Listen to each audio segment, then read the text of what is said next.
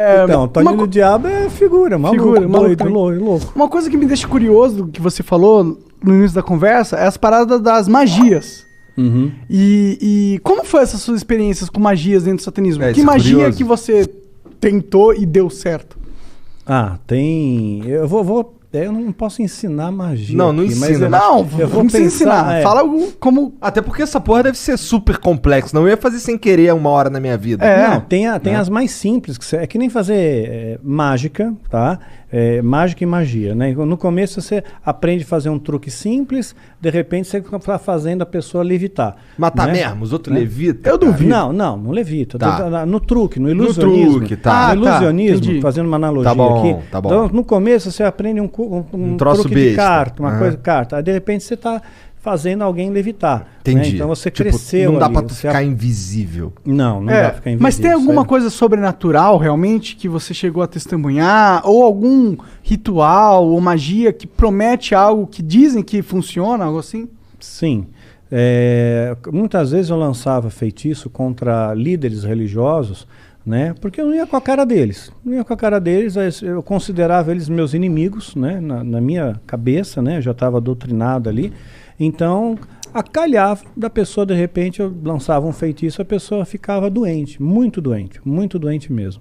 Né? E a Bíblia diz que tem doenças que são causadas pelo diabo. Né? Então, Jesus, às vezes, ele expulsava um demônio de uma pessoa, né? E aquele demônio estava causando uma doença naquela pessoa. Só que nem toda doença é do diabo, obviamente.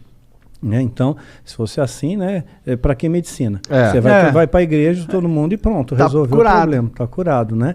Então, nem toda... E também nem sempre Deus cura, né? Então, às vezes a pessoa tem uma doença, ela acha que é do diabo, pôs na cabeça dela que é do diabo, e que ela tem que fazer, sei lá, uma libertação, uma quebra de vinho, quebra de maldição hereditária, aquela coisa toda. E não é uma doença natural, e Deus não vai curar ela. Não vai, por mais fé que ela tenha, Deus não vai curar. Tem alguns caras na Bíblia mesmo que morreram de doença, né? Eliseu, aquele cara... Eliseu, quem mais? Morreu da doença que ele tinha. Eliseu, ele recebeu a porção dobrada de Elias, que era o profeta, que era o cara, que era o top das galáxias, né? Que fez o sol parar. Né, pois é. Então... Caralho, tá manjando, hein? Sua mãe contou muitas coisas. Pois é. Então, você vê quanta coisa que tem. Eu espero que tenha sido Elias mesmo, não tenha falado merda. Então, Eliseu morreu da doença que ele tinha. O próprio Timóteo, Paulo escreve para Timóteo, olha, mistura um pouco de vinho na água aí, porque a água era muito alcalina, né, por causa do teu estômago e das tuas múltiplas enfermidades.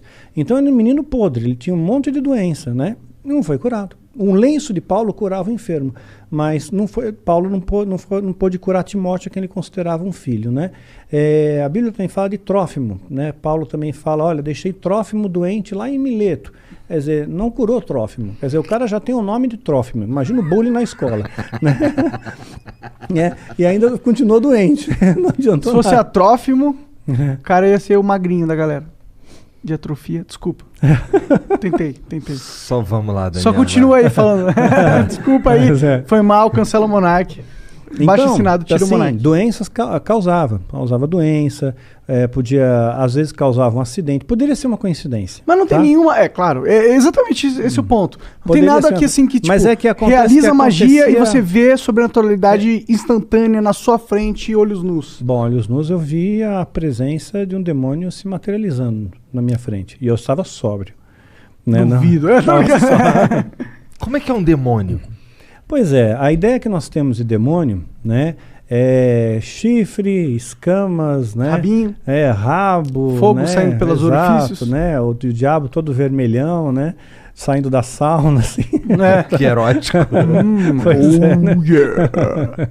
Então, mas não, né, é um ser que parece, que aparecia para mim, o Abraxas, que apareceu para mim algumas vezes, ele tinha um formato semelhante, tá? Semelhante. Não consigo descrever isso aí em poucas palavras. Você tem filho, você deve ter assistido Como Treinar o Seu Dragão. Sabe o Banguela? Então, mais ou menos parecido com o Banguela. Parecido com o Banguela. Mas tinha um olhar assim, né? O olhar que pegava era um olhar muito profundo, era como se não tivesse olhos, era como se fosse um buraco. né? Fosse um buraco que te hipnotizava aquilo ali, né? Porra, e você tu não ficou sentia com uma... cagaço quando tu viu pela primeira vez, não? Não, eu fiquei orgulhoso, porque ele atendeu meu pedido, né? Porque eu invoquei, eu Cara, fiz a tu invocação... chamou o cara, meu? Eu fiz a invocação, né? E ele veio. Então, quer dizer, eu me senti muito orgulhoso, Dá muito pra tu fazer a prestigiado. invocação e ele não vir? Porque ele não tá afim? Poderia Pelo jeito. acontecer. Poderia Como que é uma acontecer. invocação de um demônio? Não precisa dar detalhe, mas tipo... É complexa. Tem bastante detalhe. Detalhe. E Quer dizer, muitos um ritualzinho materiais, vai? Muitos materiais. Materiais raros? Alguns raros. Entendi. Alguns raros. Então é um ritualzinho de pelo menos aí umas 3 horas, 4 horas. De né? ritual rolando, não é de preparação. Não, de ritual rolando para ter invocação em si. Entendi, caralho. E aí ele se materializa, tipo, ele só aparece? Ele falou alguma coisa com você? Tipo, dá pra encostar nele? Dá para encostar, são criaturas frias, geladas. Frio, completamente frio. E o que ele Mas falava? você vê, anjo se materializou na Bíblia. Anjo se materializou. Comeu. Né? Anjos comeram na Bíblia, então estavam bem materializados. Né? Então, se demônios são anjos caídos, eles também podem se materializar, só que em circunstâncias ritualísticas. Por exemplo, um demônio não pode se materializar aqui. Né? Um anjo poderia, Deus poderia permitir que o anjo viesse aqui, mas um demônio não. Só dentro de um sistema ritual, tem que ter um ritual para ele vir. Tem que ser tudo bem preparado. Porque eles estão aprisionados, de certa forma? Estão aprisionados, sim, eles são limitados. Né? Eles não podem fazer o que eles querem também da Veneta. Né? Eles têm as suas fronteiras de ação. Por exemplo, eles não podem tocar num cristão verdadeiro. Né? Verdadeiro não pode, a não ser que Deus permita, no caso de Jó. Né? Então, Satanás pediu para tocar, tocou e Jó não blasfemou contra Deus. Jó foi um cara que se fudeu pra cacete, né? Muito, se lascou pra caramba. Ficou doente, tudo, né? Ficou doente, perdeu dinheiro, família, tudo. Morreu todo mundo, ele Exatamente. ficou sozinho. E mesmo raspava assim, as pereba com telha, exato, né? com telha, exatamente. E no final Deus recompensa ele, né? E ele, no final, Jó chega a dizer, antes eu conhecia Deus de ouvir falar, agora eu vejo com os meus olhos, né? Então... Amaldiçoa teu Deus e morre. Exato, isso mesmo. Os amigos de Jó, né, que vinham lá, largavam o pau que tá em cima dele. Então, às vezes Deus permite que essas coisas aconteçam. Então, teve gente que já falou para mim, falou, Daniel, perdeu teu filho, perdeu teu esposo, isso aí foi rechaçado pelo satanismo.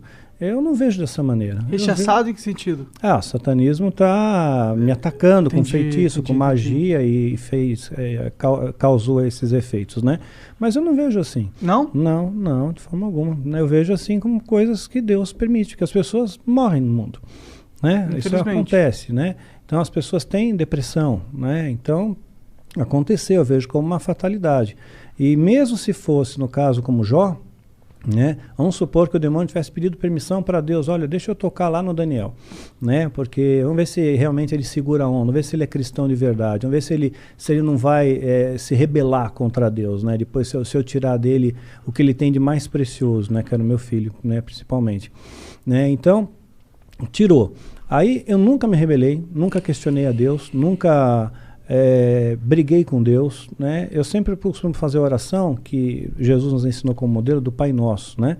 E dentro dessa oração está escrito, olha, Pai, seja feita a tua vontade, assim na terra como no céu. Né? E essa é a minha oração, seja feita a sua vontade, não é a minha, é a tua. Se a tua vontade é essa, que a minha esposa partisse naquele dia 30 de maio, pronto, foi 30 de maio, é o dia que Deus escolheu. Né? Então eu descanso nele, ok? E tudo tem que ter um propósito, porque eu escapei da morte 2 vezes.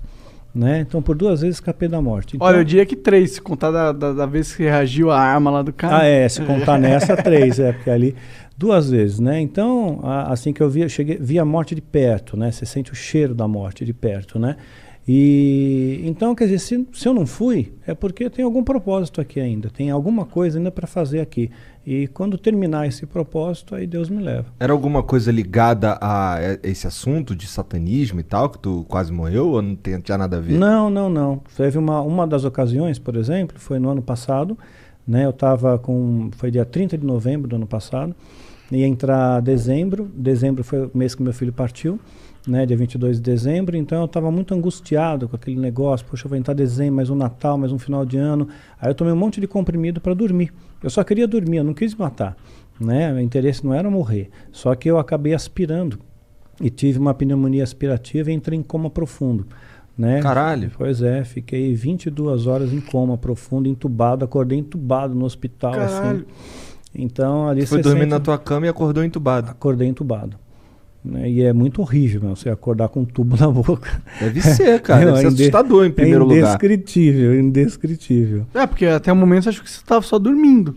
Pois é, eu tava dormindo de boa, quando você acorda, tubo na boca, né? Um ambiente diferente, onde eu tô, quem sou eu, né? Que doideira. É. Mas, tá. Pra que tu chamou o Abraxas, cara? Então, eu queria testar o ritual de invocação. Porque se eu conseguisse que ele aparecesse, eu ganharia méritos dentro da Irmandade. Tinha alguém testemunhando ali? Não tinha. Não tinha, mas a minha palavra valia porque supostamente esse demônio validaria essa palavra, né, para o sumo sacerdote.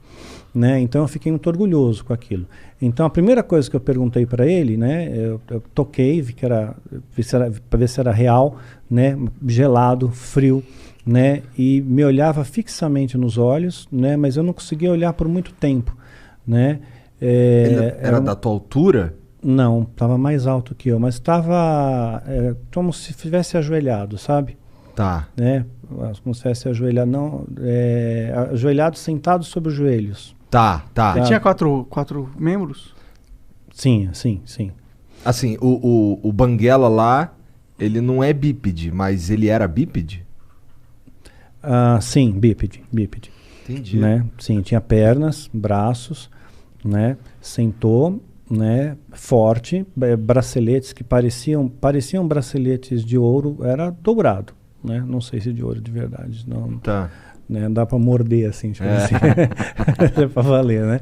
E a única coisa que eu perguntei foi se os animais eles iam para o céu, né? Perguntei, os animais vão para o céu, né? Porque eu tinha essa preocupação, será que os animais vão para o inferno? O animal é bonzinho, ele não pode ir para o inferno. Então eles estão todos no céu, né? Eu só fiz essa pergunta, né? Sei lá, uma pergunta besta, né? Que veio na minha cabeça. Interessante a pergunta até. Mas eu fiquei no vácuo, eu não tomei resposta nenhuma e ele desapareceu. E olha lá, ele, porra, tu me chamou pra isso, meu irmão? Caralho! Deixa eu tomar no cu, Porra! Eu queria a porra da tua alma, não quero só um quiz aqui, eu sou o dicionário Aurélio da divindade, porra.